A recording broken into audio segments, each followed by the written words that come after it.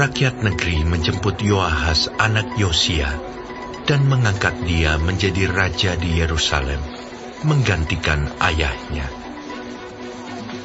Yoahas berumur 23 tahun pada waktu ia menjadi raja, dan 3 bulan lamanya ia memerintah di Yerusalem. Raja Mesir memecatnya dari pemerintahannya di Yerusalem dan mendenda negeri itu 100 talenta perak dan 1 talenta emas. Kemudian Raja Mesir itu mengangkat Eliakim, saudara Yoahas, menjadi raja atas Yehuda dan Yerusalem, dan menukar namanya dengan Yoyakim. Tetapi Yoahas saudaranya itu ditawan oleh Neko dan dibawa ke Mesir. Yoyakim berumur 25 tahun pada waktu ia menjadi raja, dan 11 tahun lamanya ia memerintah di Yerusalem. Ia melakukan apa yang jahat di mata Tuhan Allahnya.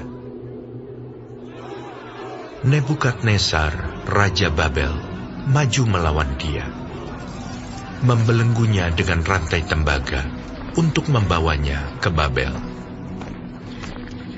Juga beberapa perkakas rumah Tuhan dibawa Nebukadnezar ke Babel dan ditempatkan di istananya di Babel. Selebihnya dari riwayat Yoyakim, segala kekejian yang dilakukannya dan kesalahan yang ada padanya, sesungguhnya semuanya itu tertulis dalam kitab Raja-Raja Israel dan Yehuda. Maka Yoyakin anaknya menjadi raja menggantikan dia. Yoyakin berumur 18 tahun pada waktu ia menjadi raja, dan 3 bulan 10 hari lamanya ia memerintah di Yerusalem. Ia melakukan apa yang jahat di mata Tuhan. Pada pergantian tahun, Raja Nebukadnezar menyuruh membawa dia ke Babel, beserta perkakas-perkakas yang indah-indah dari rumah Tuhan. Dan Zedekia, saudara ayah Yoyakin, menjadi raja atas Yehuda dan Yerusalem. Zedekia berumur 21 tahun pada waktu ia menjadi raja, dan 11 tahun lamanya ia memerintah di Yerusalem.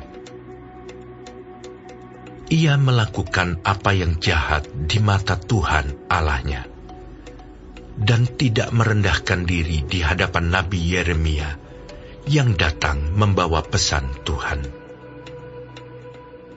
Lagi pula ia memberontak terhadap Raja Nebukadnezar yang telah menyuruhnya bersumpah demi Allah.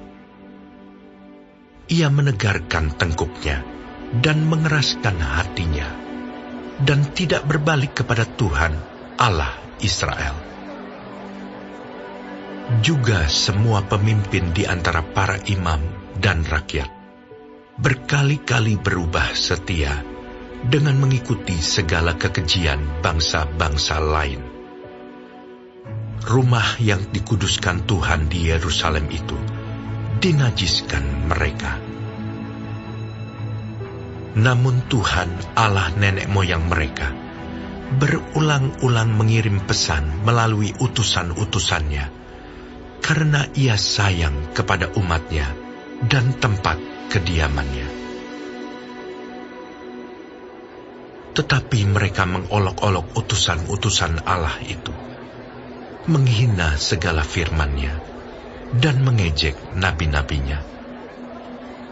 Oleh sebab itu, murka Tuhan bangkit terhadap umat-Nya, sehingga tidak mungkin lagi pemulihan. Tuhan menggerakkan raja orang Kasdim melawan mereka. Raja itu membunuh teruna mereka dengan pedang dalam rumah kudus mereka, dan tidak menyayangkan teruna atau gadis, orang tua atau orang ubanan. Semua diserahkan Tuhan ke dalam tangannya. seluruh perkakas rumah Allah, yang besar dan yang kecil, serta harta benda dari rumah Tuhan, harta benda raja, dan harta benda para panglimanya, semuanya dibawanya ke Babel. Mereka membakar rumah Allah, merobohkan tembok Yerusalem, dan membakar segala puri dalam kota itu dengan api, sehingga musnahlah segala perabotannya yang indah-indah. Mereka yang masih tinggal dan yang luput dari pedang diangkutnya ke Babel, dan mereka menjadi budaknya dan budak anak-anaknya, sampai kerajaan Persia berkuasa. Dengan demikian genaplah firman Tuhan yang diucapkan Yeremia, sampai tanah itu pulih dari akibat dilalaikannya tahun-tahun sabatnya. Karena tanah itu tandus selama menjalani sabat, hingga genaplah 70 tahun. Pada tahun pertama zaman Kores, raja negeri Persia, Tuhan menggerakkan hati Kores, raja Persia itu, untuk menggenapkan firman yang diucapkan oleh Yeremia, sehingga disiarkan di seluruh kerajaan Kores secara lisan dan tulisan pengumuman ini. Beginilah perintah Kores, raja Persia. Segala kerajaan di bumi telah dikaruniakan kepadaku oleh Tuhan, Allah semesta langit. Ia menugaskan aku untuk mendirikan rumah baginya di Yerusalem, yang terletak di Yehuda.